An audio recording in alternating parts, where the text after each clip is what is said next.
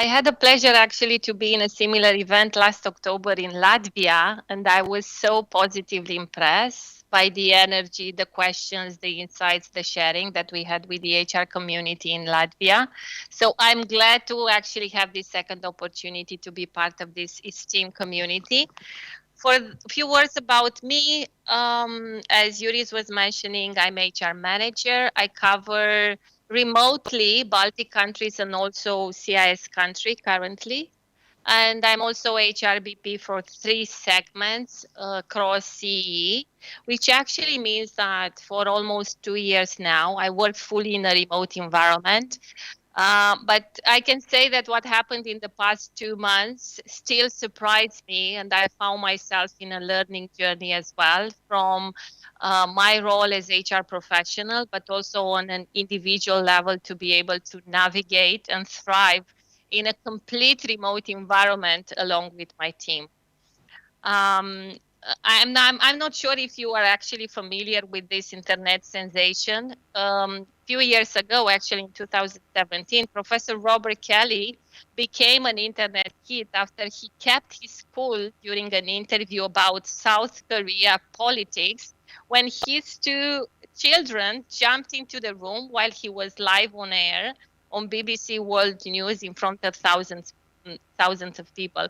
His daughter came in, and then his son, who is a toddler, and then the mother came and actually grabbed both kids. He kept his cool. He really wanted to be super professional through this interview, but everyone saw what really happened. And the next day, BBC actually invited the whole family, and he shared that he was hoping that BBC guys might cut it on their end. He tried to maintain a straight face, trying to get through this, also, trying to manage a bit what happened behind. I think that what Robert Kelly experienced 3 years ago, it was our reality in the past months. I'm sure that you have examples. I have examples when maybe I was caught by surprise by everything that was happening behind me while I was online. Last year, when we were talking about the work trends in the workplace, we actually shared the data that 51% of the employees worldwide really want the companies to offer more flexible work options. The everywhere office is something that more employees were actually stating loud and clear that this could be part of their satisfaction. And we have to admit that also on the employer level, having a remote distributed workforce actually means that the employer could tap into distributed global talent with less overhead.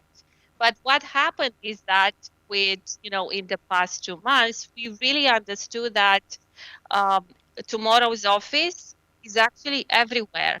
In the past 2 months, we started to have much more insights in regards to what does it mean to actually work in a fully remote environment, taking into account that our experience is that with schools, with churches, with businesses, and office closed, we actually rediscovered what does it mean really to be part of a remote working workforce while our families are also all time at home. So I will try actually to share with you some of the learnings that we had from the past 2 months, bringing also some data from one experiment that our Netherlands subsidiary did 2 years ago when they changed completely the office and they asked their 800 employees to work from home for 10 weeks. So what I'm going to share with you are insights related to learnings, reflections related to what happened in our workforce for the past months, stepping also and bringing also the data from the Netherlands subsidiary. So the first learning that we had, and I wanted to share with you, was related to what happens when a large workforce is suddenly forced into working from home. You might say that this is the reality when we people were actually forced to work from home. But what really happened and what we discovered through listening to employees, we actually understood that there are deeper questions to the situations that everyone was experiencing. Everybody was asking, where does work stop, life starts? Because the lines are so blurry right now. Everybody is online. Everybody could be actually on the click of a mouse or on a call, is available. So there was a question, how do we ensure that uh, this continues to be um, an enforcement from the company perspective, that there is a line, that there should be a line between work versus personal life. There's also questions from the employees stating, yeah, but how do I keep connected with my buddies, with my friends from work? How do I ensure that there's still engagement from emotional perspective, but not only business interactions? For the ones that are in a customer or partner facing roles, there's always a question on their mind, but how do I keep my role relevant? Will my customers still think of me? Will they still remember me? How do I ensure that I keep an open, an empathic communication line with my customer and partners? And for the ones who are managers, we actually realize that there are a lot of questions on their minds related to what is their role, what is their accountability, and how do they keep their team connected and engaged. So a lot of questions on our minds, and some of the learnings that we actually had, as I said, not only for the past 2 months, but also from the experiment that Netherlands subsidiary had, was that the water cooler effect or the coffee machine effect is real. People are connected to business meetings, but actually what drives engagement and what drives the community is this in-person ad hoc conversation, the chats that you're having in the hallway, near the water cooler, near the coffee machine. This is actually how the people build connections. It's also related to the fact that this flexibility in terms of work environment and the hours when you are working require a much more deeper understanding of the inclusivity. There is no size that fits all. Each one of us has different personal status. Each one of us in a remote environment works differently, different time zones, in different hours. Through these 2 months, we actually need to take into account that a lot of us have families, a lot of us have kids, so a lot of us were actually doing also homework. So from that perspective, the flexibility in regards to where we work and when we work required to have this lens of inclusivity to ensure that all ideas are heard, to ensure that time zones are taken into account, personal schedules are taken into account. So from our team's perspective, I know there is a constant innovation and creativity in ensuring that team meetings are scheduled on the proper time zone. There is recording of the meetings and also immediate distribution of those meetings. It was also important, one of other learnings that we actually had was to embrace flexibility, but being aware of an always on culture.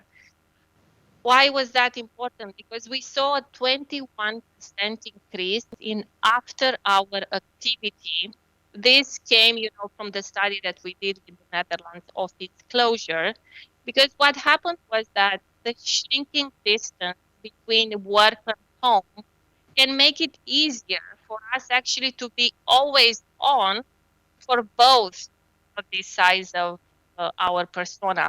So it was important actually, and we took that as a learning, to be super mindful, not to have the always hat on, because with more presence in visual, more presence on meetings, we actually saw that we were in the danger of meeting fatigue because people present increased online, which, and we actually looked back into the data and we understood that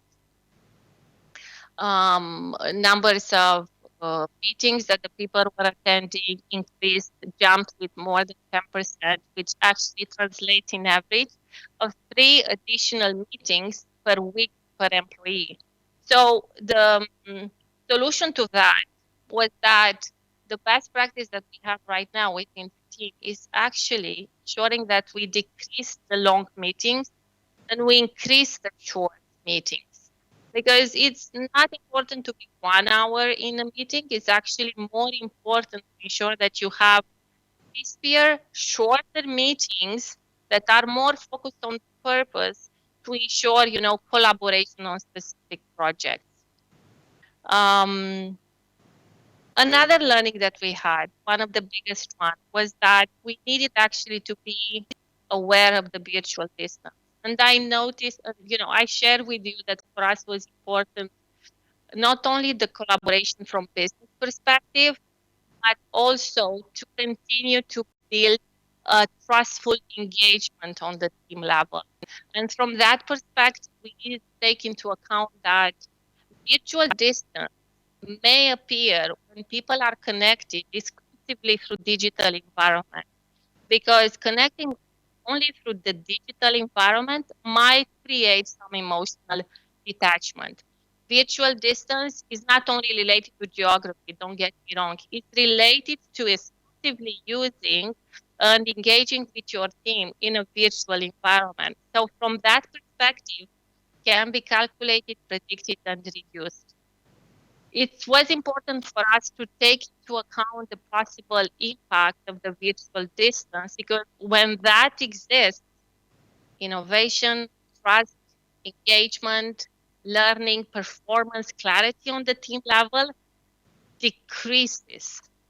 And in the end, you are not having the business result that you really want to have. Going a bit deeper into what causes virtual distance, as I said, is not only physical, it's not only geographically, could be also operational, and this is related to the lack of shared context. People don't have the joint understanding in regards to what's the purpose of their team, but it's also related to affinity. This sense of community, this sense of belonging that is happening and should happen in a team. And going back to everyone who is on the call, I have a curiosity. When you look to virtual distance and to these three main pillars, which dimension do you think has the biggest impact on performance? And I mean, this is a reflectional, self-reflection moment. I will give you a few seconds actually for each one of you to answer, because the study actually show that the biggest one and the dimension who has the biggest impact on performance is the operational one. The lack of shared understanding, the lack of shared context, the lack of purpose. And this is something that for us was critically important, and it is to ensure that even in virtual environment fully, people have the same understanding. Yes, it requires an extra effort from the management, from the leaders to ensure that the team is connected, they are sharing one from another, they share the learnings and reflection that listen one to another. But it's important for us as an organization, as a culture, to be able to create the frame to evolve the people management and the leadership capabilities in our organization. Another learning, and the third one for us, was related to what helps deliver high performance in a virtual distributed team. And I know performance is on everyone's mind, not only in this day, not only in the past 2 months, it's on every leader mind, high performing, ensuring that they have the right team with the right capabilities and skills. What we actually discovered, and it's something that our CEO is constantly telling us, is that every leadership, every culture should have empathy in the middle of how they talk, how they act, how they create the business plan and the culture within their organization. Because with the empathy and empathizing with people and their needs, actually we will earn people's trust. So it's important that in the middle of the culture, there is empathy and trust, and this is something that our growth mindset in Microsoft is enabling us to do. So few of the learnings that we have in regards to what does it mean to build a high performance team um, and keep a high performance from business perspective. So build and share work from home guidance. For us, it was very, very important to ensure that the people have the same understanding in regards to what does it mean to work from home? What does it mean to connect with the other team members?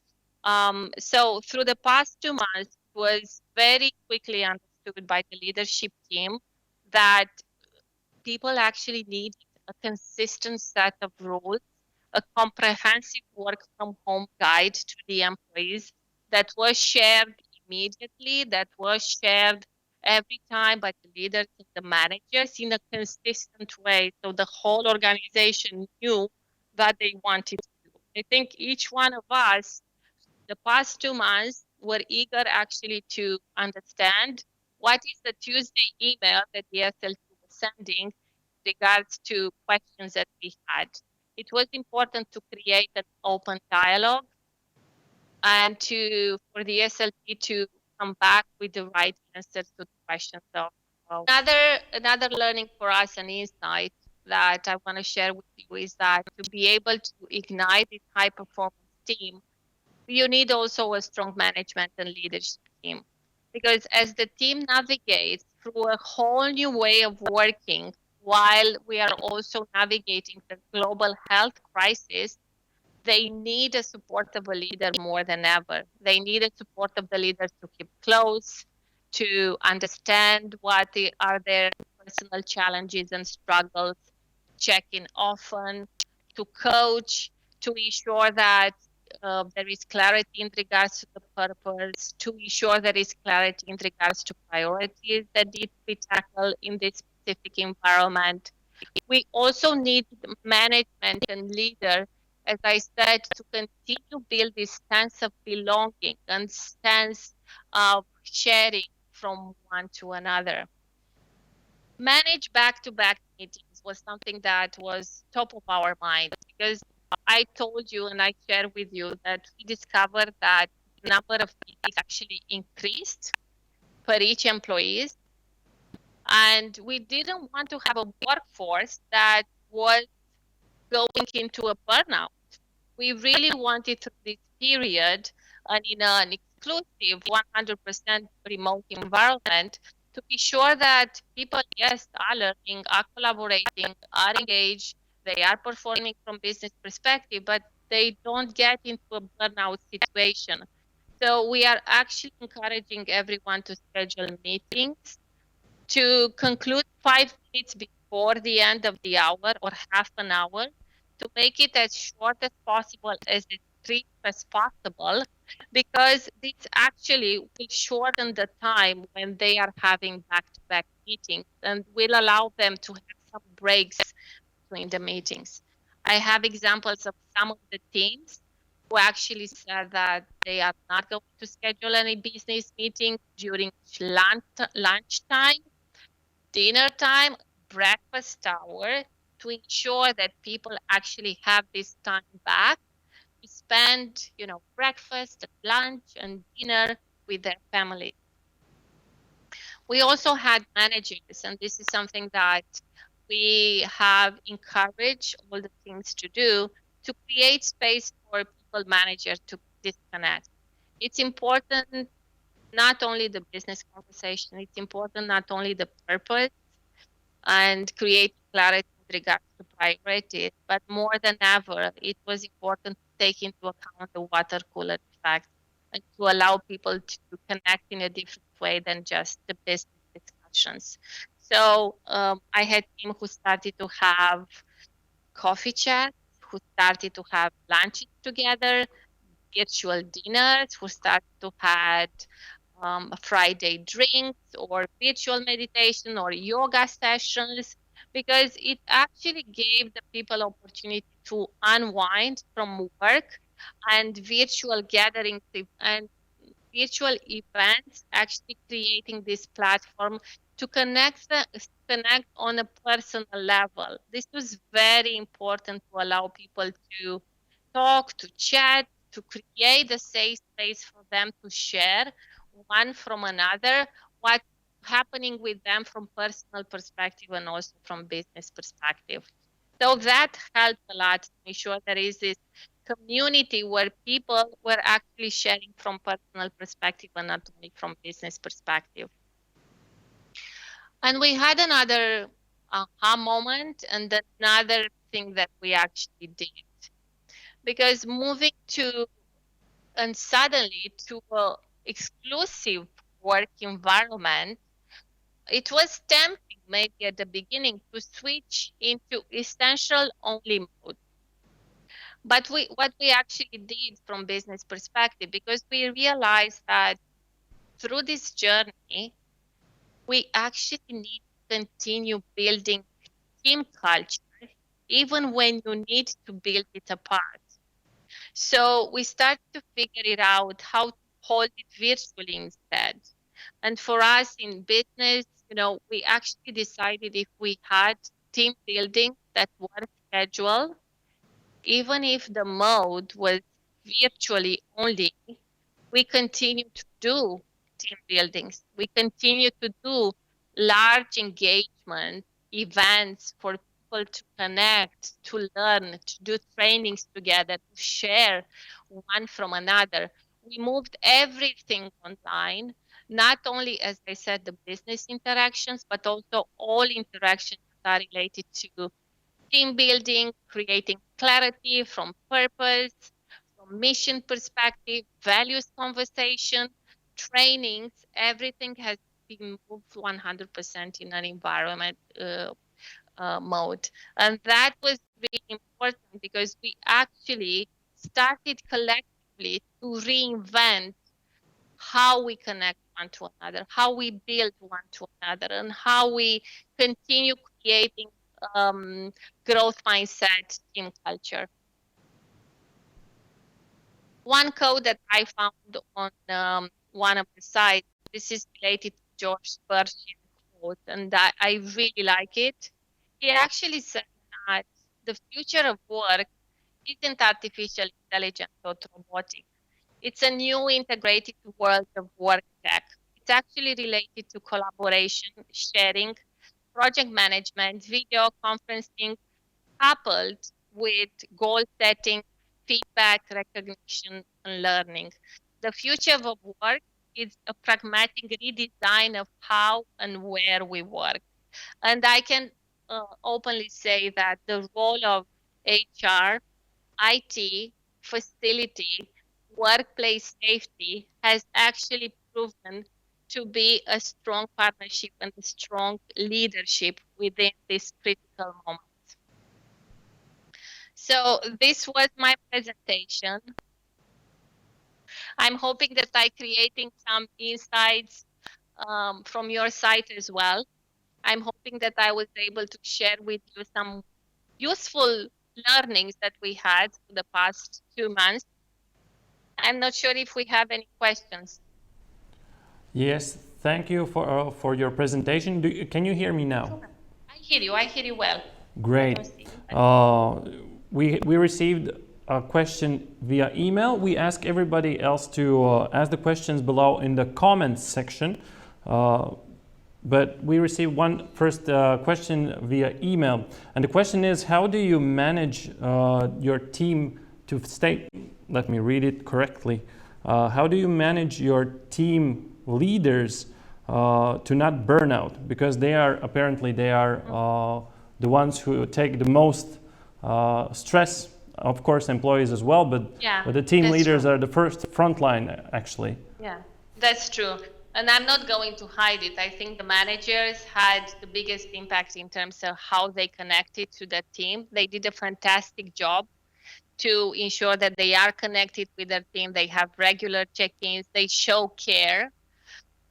One of the managers' expectations that we have in Microsoft is care under the 3 important pillars: model, coach, and care. And I know the efforts that were done by the managers, but Actually, I have to admit that once we got used to working fully in a remote environment, we started to had very personal conversations with the managers and leaders and ensure that they take the time off. They role model everything that they preach to the team. They put in practice all the inclusivity and empathy they have to their teams for themselves as well. This is an ongoing conversation to coach managers and leaders that they should role model everything they preach to their teams. And they take time off, they disconnect, they don't send emails during night. So there are some to-dos that we wanted the managers and leaders also to do to ensure that they are role models for their teams. Thank you. One other question. You mentioned in your presentation that you recommend to schedule breaks between the online meetings. Would you suggest to add some kind of internal company guidelines for that? Because one of the topics lately has been burnout during, as you mentioned, these back-to-back meetings, which basically you have 6 one-hour meetings a day and you feel exhausted even forgetting to eat your lunch. How do you not only recommend, but how do you manage to actually get those 5-10 minute breaks and not overwork your employees? It's through the managers and leaders, I have to admit, and we are having often conversations with the team through the managers and leaders, ensuring that the message is landing, but also the leaders are actually role modeling the behavior that we want to see on everyone's. And I'm covering, as I said, 3 different segments where segment leaders are actually constantly in their one-to-ones, chats, conversations with the team members, are constantly empowering people to have shorter meetings, to add breaks within their schedule, to ensure that they have family time added to their schedule, and to ensure that they actually use the time in a balanced way. We don't want people to be burned out throughout this period. We actually want them to be healthy, happy, and having success in the business environment. Thank you. And one last question. What about the technological detox? Everything is online, and we have heard that some companies are actually organizing events without technology. Well, that's like not events, but for their employees to organize a place where there's no technology, basically like a technological detox. Is that something you see in the future becoming more popular?